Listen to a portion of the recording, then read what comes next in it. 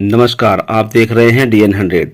27 मई 2024 को कार्यालय मुख्य शिक्षा अधिकारी मयूर विहार देहरादून में सहसपुर ब्लॉक सभी मदरसा संचालकों की बैठक बुलाई गई थी, जिसमें मुख्य शिक्षा अधिकारी ने मदरसा संचालकों से कुछ प्रश्न भी किए गए थे और मदरसा संचालकों ने उत्तर भी दिए थे और मदरसा संचालकों ने शिक्षा अधिकारी से स्कूल की मान्यता भी मांगी थी। अब हम बात कर इमाम अध्यक्ष मुफ्ती रईस अहमद कासमी से।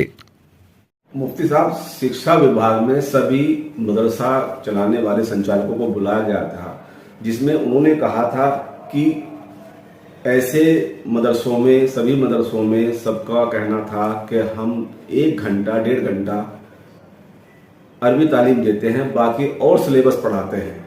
इसमें आपका क्या कहना है? देखिए, मैं भी उस मीटिंग में गया था, हालांकि मुझे कोई लेटर नहीं था, मैं भी मदरसा मकतब चलाता हूं। उस मीटिंग में मैं गया था तो वो जो मदरसे वाले वहां थे, वह अक्सर जिन्होंने ये बात कही जो आप कह रहे हैं कि भाई 1 घंटा हम अरबी कुरान पढ़ाते हैं, बाकी हम पूरे सब्जेक्ट हिंदी, अंग्रेजी और मैथ वगैरह पढ़ाते हैं, वो मदरसे के नाम पर मदरसे रजिस्टर्ड है। अलबत्ता वो मदरसे नहीं है, वो तो स्कूल की तरह की एक शक्ल है, गोया कि वो स्कूल है। हमारे जो दीनी मदरसे हैं, मैंने खुद और हमारे खुर्शीद भाई ने ये बात शिक्षा अधिकारी को बताई कि भाई जो हमारी मस्जिदों में मकतब कायम है, ये हमारे मस्जिदों की तरह के छोटे छोटे मकतब मदरसे के नाम से कायम है, चाहे वो मदरसा बोर्ड में रजिस्टर्ड हो बास, या वो गैर मान्यता प्राप्त गैर रजिस्टर्ड मदरसे हो। वो हमारे बच्चों के लिए दीनी तालीम हासिल करने के लिए बनाए गए हैं। मैं समझता हूं कि वो जो मदरसे हैं और वो जो हमारे सामने एक चैलेंज है कि हमें अपने मदरसों के में, अपने समाज में हमें आलिम भी चाहिए, मुफ्ती चाहिए, इमाम चाहिए, निकाह पढ़ाने वाले चाहिए, तो ये हमारे लिए खुसूसी कोटा है। गोया कि वो हमारा राइट है, फंडामेंटल्स है, फंडामेंटल राइट है हमारा। हमें जो है संविधान ने ये राइट दिया है कि हम अपने मजहबी तालीमी इदारे कायम करें, जिसमें हम कुरान, दीन और हाफिज आलिम बनाएं अपने बच्चों को। वो बच्चे हमारे पास सिर्फ 1.5 से 2% आते हैं। लेकिन मुफ्ती साहब, सवाल मेरा ये था, जो मदरसा संचालक जिन पर मदरसा रजिस्ट्रेशन नहीं है, हाँ, वो उसकी शिक्षा दे रहे हैं, तो वो क्या गैर कानूनी मानते हैं उसका? देखो, वो उनके नजदीक गैर कानूनी होगा। हमारा राइट है कि हम उसमें दीनी तालीम हासिल करें, वो हमारा राइट है, वो कानूनी है। गैर कानूनी हम उसे कैसे कह सकते हैं? अलबत्ता ये अलग बात है कि वो हुकूमती इदारे से रजिस्टर्ड नहीं है, वो उसको गैर कानूनी कह सकते हैं कि भाई हुकूमत के जो है उसमें इदारे में किसी रजिस्टर्ड नहीं है, तो वो रजिस्टर्ड हुकूमत उनको बुलाए और कहे कि भाई आप हमारे यहां से रजिस्टर करा लीजिए।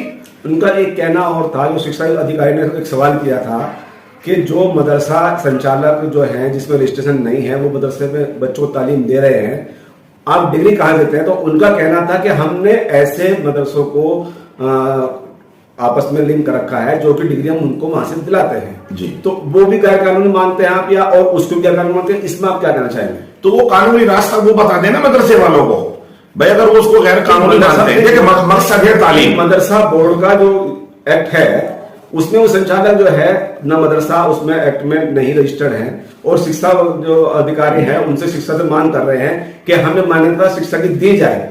शिक्षा विभाग, शिक्षा अधिकारी के नजदीक अगर कोई मदरसा बोर्ड से भी रजिस्टर्ड है, उसकी भी डिग्री यहां मान्यता प्राप्त नहीं है, तो अब उसको क्या कहेंगे? शिक्षा अधिकारी को चाहिए कि पहले मदरसे की डिग्री को मजबूत कर दें।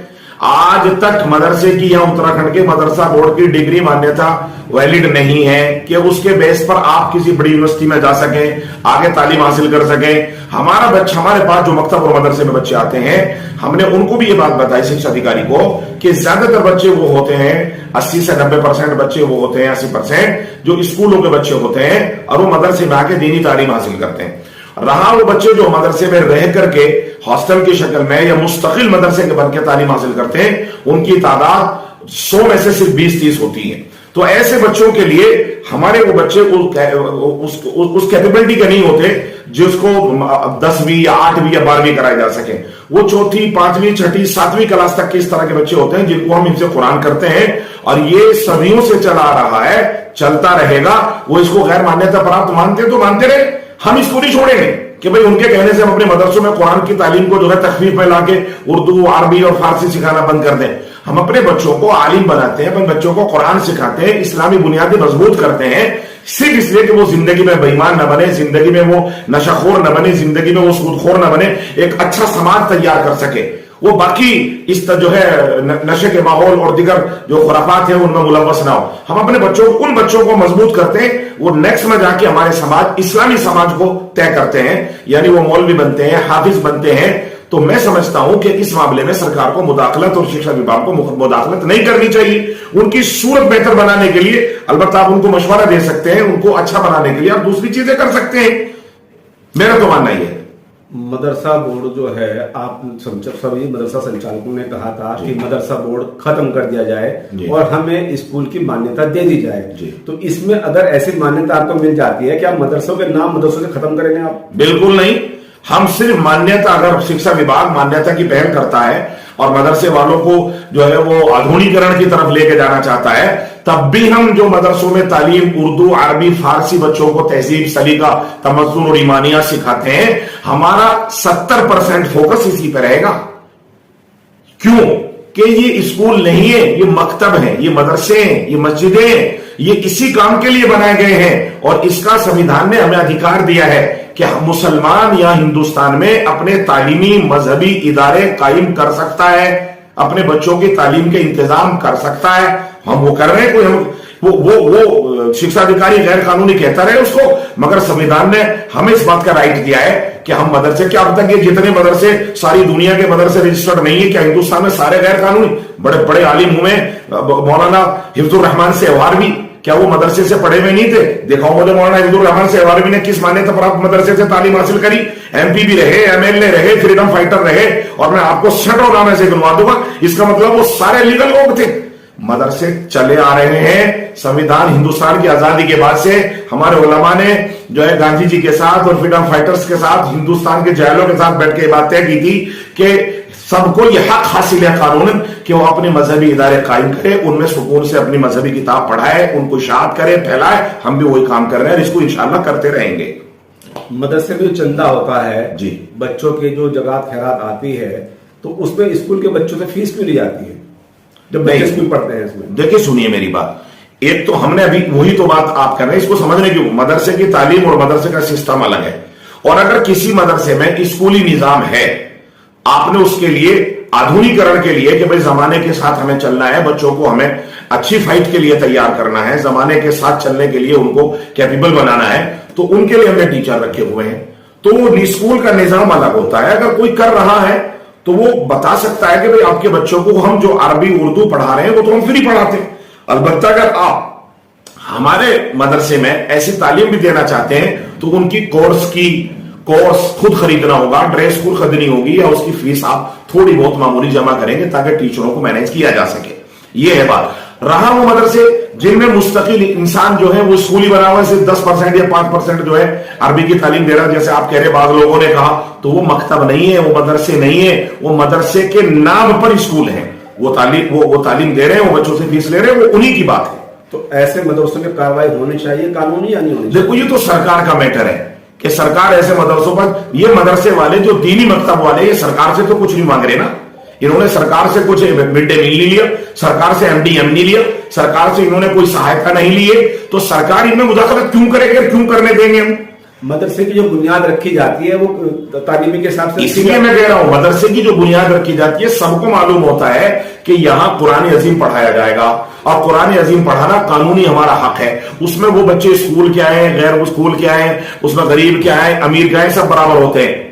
उसमें स्कूल नहीं चलता, वो सिर्फ इसी काम के लिए वक्त बता दिए जाते हैं। कहा स्कूल नहीं चलता, तो मदरसे की तालीम, मदरसे बुनियाद जो रखी गई मदरसे को बिल्कुल रखी गई, तो फिर शिक्षा अधिकारी से उसकी स्कूल की मांग क्यों की जाती है?